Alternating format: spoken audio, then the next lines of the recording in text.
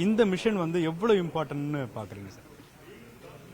இது ரொம்பவுமே இம்பார்ட்டண்ட்டான ஒரு மிஷன் தான். ஏன்னா ஒரு பாரதிய அந்தரிக்ஷ ஸ்டேஷனோ இல்லை ஒரு சந்திரயான் 4 சாம்பிள் ரிட்டர்ன் மிஷனோ இல்லை ஃபியூச்சரில் வரக்கூடிய க்ரூடு ஃப்ளைட் டு மூன் இது மாதிரி எல்லா மிஷன்களுக்கும் இந்த டெக்னாலஜி தேவைப்படுது. இது இல்லாமல் அந்த மிஷன்களெல்லாம் அச்சீவ் பண்ண முடியாது.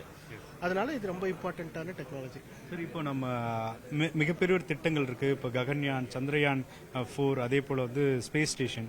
இப்போ இதெல்லாம் வந்து இதனுடைய தொடக்கமா இருக்கும் பொழுது இதனுடைய காம்ப்ளிகேஷன்ஸ், இப்போ வந்து வான்வெளியில 2 சேட்டலைட்ஸ் வந்து இணைக்கிறது வந்து எவ்வளவு, அதுல என்ன சவால் இருக்கு சார்? இப்போ நம்ம 4th கண்ட்ரியா இருக்கும் பொழுது அதுல இருக்கக்கூடிய காம்ப்ளிகேஷன்ஸ். இது சவால் என்னன்னாக்கா, ஒரு புல்லட்டோட speed maximum speed is about 800 meters per second. இப்போ சேட்டலைட் இப்போ மேலே இப்போ இருக்கிறது 7400 மீட்டர்ஸ் பர் செகண்ட். அந்த ஸ்பீடில் போகக்கூடிய 2 ஆப்ஜெக்டை நம்ம டாக் பண்ணணும். நீங்கள் it is like Vande Bharat express 2 ரன்னிங்கில் 2ம் கப்பல் ஆகணும்னு வச்சுக்கோங்க. அது வந்து 150 கிலோமீட்டர்ஸ் பர் செகண்ட், வேற இது 28,500 கிலோமீட்டர் பர் செகண்ட். அதான் பண்ண முடியாது. இப்போ நம்ம குறிப்பா நம்ம இந்த மாதிரியான தொழில்நுட்பம் குறிப்பா எப்பொழுதுமே பல நாடுகள் வந்து பெற்றிருக்கிறோம். ஆனா முதல் முறையா நம்ம கம்ப்ளீட்டா பல அச்சீவ்மெண்ட் இருந்தாலும் இப்பவும் நம்ம வந்து முழுக்க நம்மளுடைய முயற்சிகளால் எடுக்கப்படுது. ஸோ அதனுடைய வேலைகள் எப்படி இருந்துச்சு? இது இந்த மாதிரி டெக்னாலஜி எல்லாம் யாருக்கும் சொல்லித்தர மாட்டாங்க. நம்மளே தான் கற்றுக்கணும், நம்மளே தான் செய்யணும். விழுந்து எழுந்து அடிபட்டு வாங்கி தான் இதெல்லாம் செய்யணும்.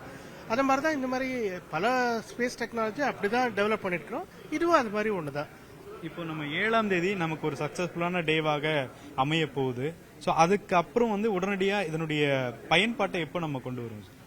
Chandrayaan 4 next immediate mission. இந்த டாக்கிங் டெக்னாலஜி இல்லைனாக்கா அந்த சாம்பிள் ரிட்டர்ன் ஃப்ரம் மூன் நடக்காது. அதுக்கு இது ரொம்ப முக்கியமான. இப்போ ககன்யான்லயும் இது முக்கியமான. ககன்யான் வந்து தனியா ஒரு வெஹிக்கிள் மேல போயிட்டு ஒரு சேட்டலைட் மாதிரி சுத்திட்டு கீழே வருது. அது எங்கேயும் டாக் பண்ண போறது இல்லை ககன்யான்.